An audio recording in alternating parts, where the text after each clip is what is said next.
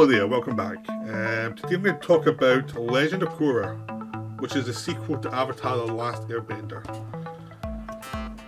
What it is, it takes place in the same universe as Avatar, 70 years later, but totally different characters. You get a few characters coming from the old show who were young in the original Avatar and now are old people, so they're voiced by different actors. And you don't get that much of them, and they feel very different characters because you've seen them at the beginning of their lives and towards the end of their lives, so it's a different, so you're missing the middle part. So there is that element to the show that it's a world that's moved far forward from the first show, and there's lots of technological improvements from the shows, so it's a very different world. It's as different as you probably experience in a lifetime, where you have a solid base of what the world is, and then by the time you're old, everything feels foreign. And that's what the TV show gets across, is it's a foreign world to what was there before. And the characters who live in it, who came from the old show, probably feel it's pretty foreign. So you have Korra, who's now the new Avatar, which in the first series was Aang. You saw Aang as a young kid, and in between him saving the world in Avatar to Legend of Korra, he has died. He has grown up and he has died. He's had a family. His son is one of the main characters in it, but he's long gone. So he obviously did not live. He probably lived to his 50s or something, and he died, and that was it. And a new Avatar was born, and this was Korra. Because avatars can be men or women, doesn't matter. And avatars can control the earth, the wind, the water, and fire. They control all the elements. There's other people who can control one element. Like some earthbenders control like the ground, but they can also control like lava or metal. So that's like a variation on that earthbending. Waterbenders control water. Airbenders control air, and they can float through the air. And firebenders control flames, and so there's variety. There's crossovers. Airbenders control flame, control lava, which is going into the firebending thing. But only the Avatar can control all of it. And the Avatar's function is basically this peacekeeper between all the different tribes. So you're finding a Avatar who's a teenage girl who has learned 3 of the 4 skills, but needs to learn airbending, which was the one thing Aang could do at the start of his show.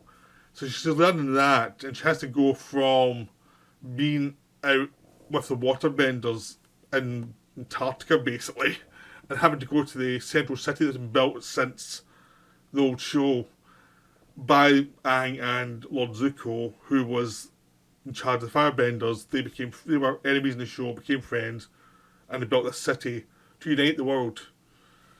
And since Zuko has grown old and Aang has died, we now have a generation who have moved on from them, who now have control of the city, who maybe are suspicious of the benders and the different things they can do. They're now actually thinking, are these people actually a menace rather than a saviour? So the show is about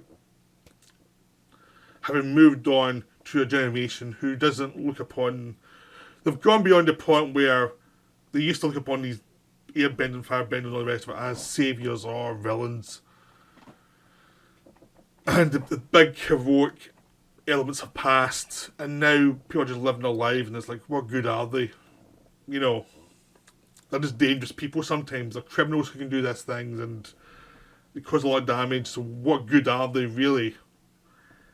So the show's about the problems that Korra faces as the new Avatar, dealing rather than one threat that goes through the whole series. She has like 4 different seasons, all of it 13 episodes long, or run about that. Some are a bit shorter, some are a bit longer, and each one has a different villain and a different motivation for the villain. So they're shorter seasons, but it means they can actually look at different problems for her throughout these different seasons. So she's, instead of having a central problem that splits into different areas. It's a problem per season, which means you can cover more, but you don't have the big bad fit element you had from the original show. So that's why some people do not like this as much as Avatar: The Last Airbender show. I can get why, because in the old show, the characterization was stronger. Because you were with these characters throughout their problems, and you had like two sets of characters. You had the people getting chased, which is Avatar and his friends, and you had Lord Zuko, who was chasing them, and then they all became more complicated. So you had a story that was evolving through the seasons. This one is much more bitty. She has her friends, but they come and go throughout the seasons, and the stories are really about her dealing with these different people. So you don't get as much time with these characters as you did in Avatar: The Last Airbender. It feels like there's less characterization, and it feels much more idea-led than character-led. And that's a big difference. This one's got much more ideas floating through the whole thing. The original was much more story-based on these characters. So there is a change. There's good and bad. I like it because it's different from what there was before. I mean, I would definitely say it is kind of like the difference between the Star Wars original and the prequels, where the original was more character based, the prequels had more ideas, and it's probably a little bit colder for some people. It has that same feeling here, but it's still a very good show. The characters are good, they are enjoyable. You get a lot of difficulties the characters have to face. And having this new structure of different villain per season actually allows them to have a variety of viewpoints that Avatar has to deal with. The first season, she's dealing with people who hate the airbenders, firebenders, all the rest of it, saying these people are dangerous, and this young guy can actually suck the power from people. And it's about the Avatar coming into this city, finding out there's a problem, trying to identify who the problem is and why he is the problem, why people are following him, and why people do not like the airbenders, the firebenders, etc. And why they're all into technology over these natural gifts. And it's about the Avatar getting all of her powers, like working out airbending and actually joining all her powers together. So at the end of the first season, she's more complete with her powers. Then the second season, which goes beyond where the Last Airbender show did, because we got all of his powers and cohesion, the series ended. And this point, that's one season. The second season is her dealing with the spirit world, which has her powers, but she's also dealing with the fact that she's been manipulated by different people. People she trusts like her father, and people she maybe didn't trust as much like her uncle. And she's been manipulated, and she has to figure out how to deal with understanding who's doing what to manipulate her. And she's also growing a deeper friendship with her friends who you found in the first season. The problem with the first season is it takes a good 5 or 6 episodes to get its footing. There's so much to set up, and you get introduced to certain characters throughout it. But it takes to the second season before you really warm to them fully. They've actually figured out the dynamic of the second season. Like some characters who I think they thought would be bigger weren't. Some characters came through. And it's just became that was the dynamic of figuring it out. And the second season much more like people learning the flaws, people that are learning they're not as smart as they think. Also getting to this side of the spirit world, and the spirit's been angry with the human beings and how they're doing damage to the world. So the environmental message, but it's also about how that's manipulated with people who are out for the road ends. So that's, I guess, probably my favourite of the season 2. Because you do get expansion, you do get other characters introduced who bounce off characters who may not have been as developed in season 1. So you actually find out more about them, and the characters come into their own a lot more. They actually find out what each character is actually best at in the show at this point, and actually push them in that direction. So it actually works a lot better. And season 3 is essentially is a slower build after that. It's about some of the binds that were caused in it's aftermath of some decisions made in the end of season 2 that makes Avatar not as popular with people, because she made a decision that was overall good for people, but it was going to cause problems in the short term. People had to deal with that. She has to go into exile for a while and deal with other villains who are trying to hunt her down and destroy the notion of the Avatar forever, because they feel that the Avatar's thing's keeping people back from evolving. So each time, the villains have a point. Each one of these, the villains. The thing about the original show was the lead villain was just a villain. It's how his actions affected other people that caused interest. And this one, the villains actually have points a lot of the time. Like the villain in the third one, the villain in the second season is probably the most obvious villain. But what the problems he causes are interesting, which makes it see that season work really well. The third one, the villain's interesting. You're interested in the villain's point of view, because he has a point of view against the lead character, but it is a view you can understand. And again, in this one, you start to see people learning how to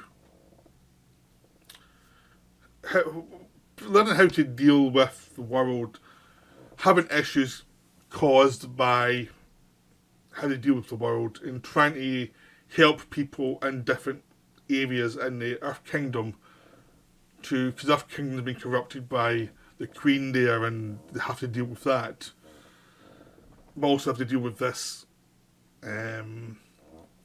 threat against Korra. So there's lots of things going on. It's less cohesive, it's the least cohesive of all the seasons. But there's a lot of interesting stuff going on, so it doesn't matter if the main storyline feels a bit bitty, basically. But it sets up a lot for season 4.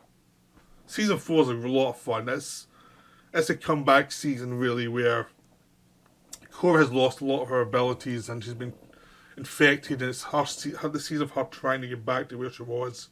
It's where she had to get kicked down and build herself back up. It's also the season where all the characters from the other seasons actually have split off and try to do things because she's ill, and it's by them learning how to be themselves and who they are and make mistakes and eventually come together. And the villains of this season comes from the season 3, who are background characters who have grown from season 3 and become much darker. And their point of view is valid but taken way too far. Again, it's the anti-Avatar thing, being told what to do, we should do our own thing.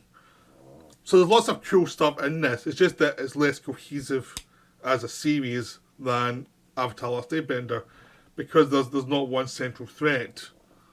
And some of the characters are maybe at the start not as interesting. But they find characters as they go along that actually are interesting. And you find what all the characters can do that work. It just takes a little while, really. I mean, the first season goes like 100 miles an hour.